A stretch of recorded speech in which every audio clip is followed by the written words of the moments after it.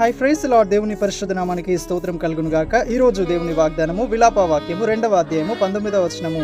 నీవు లేచి రేయి మొదటి జామున మొరపెట్టుము, నీళ్లు కుమ్మరించినట్లుగా నీ హృదయమును ప్రభు సన్నిధిని కుమ్మరించుము. ఆమెన్. హల్లెలూయా. సహోదరి సహోదరుడా, మన డే ఒక పాజిటివ్ ఎనర్జీతో స్టార్ట్ అయ్యి ఆ పాజిటివ్ ఎనర్జీతో ముగియాలన్నా, మన కార్యములు సఫలం కావాలన్నా, మన ప్రయాణంలో క్షేమం ఉండాలన్నా, మన ఆలోచనలు మన ఒక ఉద్దేశములు సఫలం అవ్వాలన్నా, మనం వెళ్తున్న మార్గాలలో క్షేమమును మనం చూడాలన్నా, ప్రతి ఉదయం మీరు లేచిన వెంటనే చేయవలసిన పని ఏంటంటే దేవునికి ప్రార్థన చేయడం.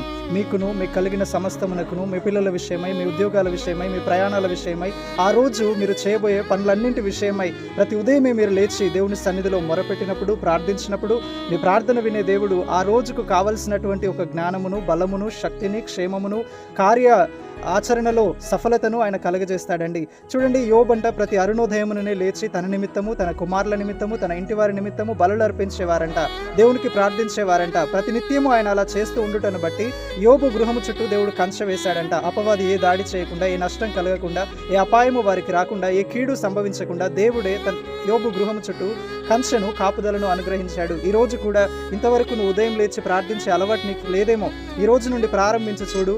దేవుడు నీకు మంచి ఆలోచనలు ఇస్తాడు. నీకు విరోధంగా ఉన్న నెగిటివ్ ఎనర్జీ అంతా కూడా పాజిటివ్గా మారిపోతుంది.